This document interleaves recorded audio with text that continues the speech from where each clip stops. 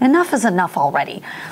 If a politician is telling the truth, he or she should have no argument with submitting to a series of lie detector tests while in office. Hello, America. My name is Richard Palin, and Champions for Honest Government exclusively presents for your viewing pleasure an internet interview with. This is our first of 3 exclusive in-depth interviews with our featured guest. And the topic we will be discussing in this interview is an intriguing one, to say the least. Is there a conceivable way we can persuade our politicians to voluntarily take a lie detector test before and then after they are elected, say every 3 to 6 months? My guest called me recently and asked to be here so she could voice her views on this radical yet simple idea. So happy to have you here with us. Why, thank you, Richard.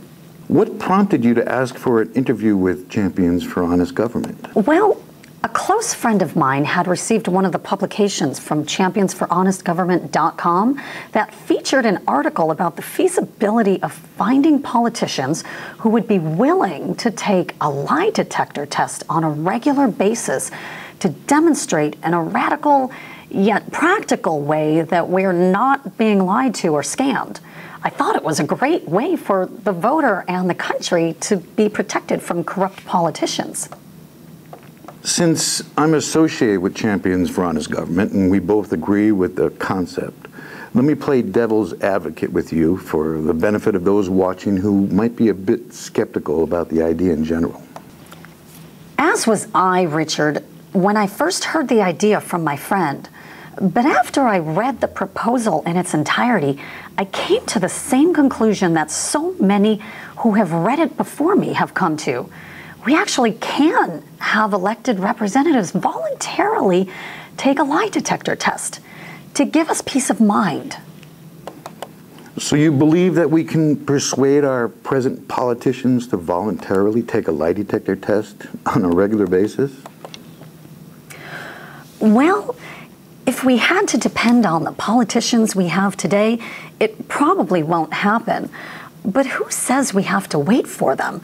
Why not seek out fresh new faces, new voices, and new minds willing to be totally honest with us and, dang it, willing to take a lie detector test every now and then to prove it as well?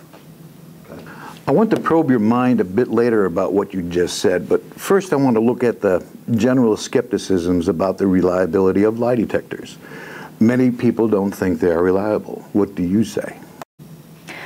Well, unfortunately, our present politicians are a lot less reliable than the lie detectors of today are proven to be.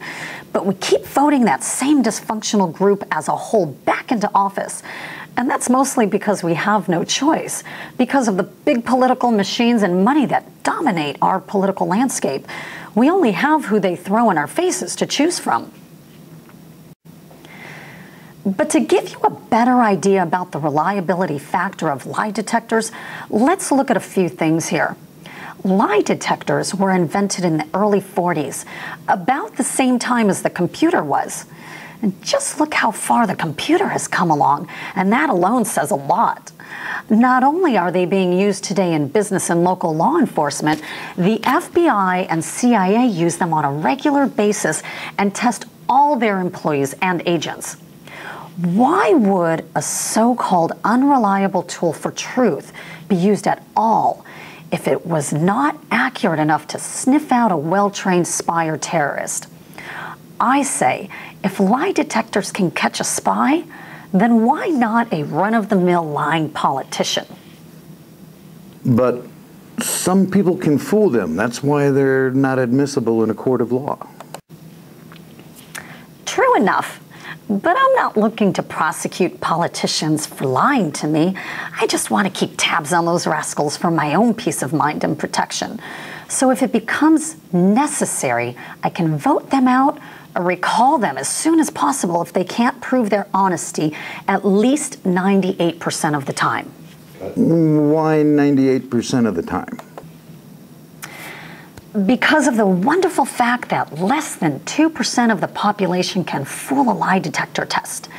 That would mean that less than 2% of our Congress and Senate would be able to put one over on us instead of the 70 to 90% that probably do now. All one has to do is just look back over the last 50 years to see that the amount of government corruption has been incredible and getting worse. And that's just the stuff we catch from time to time if we get lucky or they get sloppy. But politicians are such good liars. Won't they be able to fool a lie detector? Richard, just because someone is a convincing habitual liar doesn't necessarily mean that they can fool a lie detector test any better than anyone else can. They might even prove to be easier to spot. Heck, if we use voice stress analyzers at the same time, we can probably be 100% sure of honest representation. So should we get rid of the oath of office and use a lie detector in its place? I believe the oath of office was the best our founding fathers could come up with at the time to keep government free of corruption.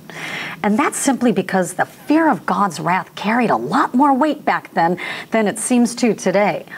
Unfortunately, today's liars don't fear God as much as in the past. But I think that if regular lie detector testing became the norm in the political arena, it would most certainly keep the liars from ever bothering to run for office in the first place and get the ones already there out. So I would say that using a lie detector would put the teeth back into the oath of office the way our founding fathers intended. And if they were with us today, they undoubtedly would all approve of any politician voluntarily submitting to a lie detector test every now and then to back up their oath of office. But as far as replacing the oath of office with just a lie detector test, nah, never. But I do think that using both is a great idea.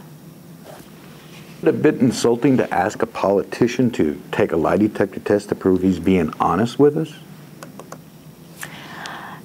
Radar guns and breathalyzers are lie detectors in their own right and are used on the general population even though they are not 100% accurate. Are you insulted or even offended? No, because we put them to good use in helping keep our highways safe. Both are quite effective tools in reducing unnecessary accidents and fatalities.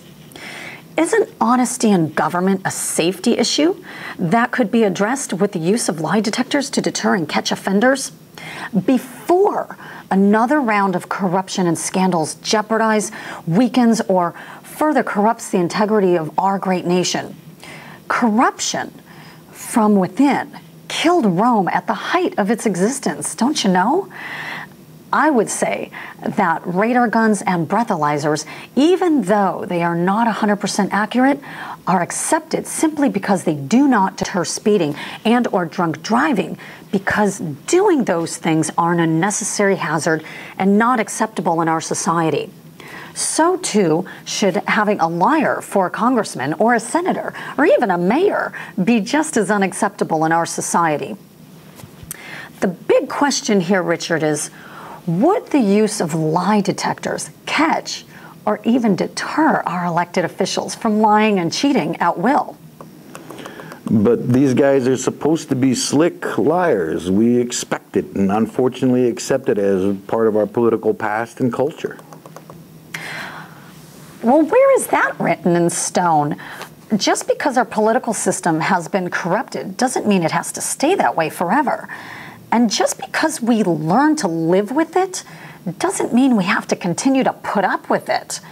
How else would you suggest we stop liars and stop self-serving cheats from entering high office? Enough is enough already. If a politician is telling the truth, he or she should have no argument with submitting to a series of lie detector tests while in office.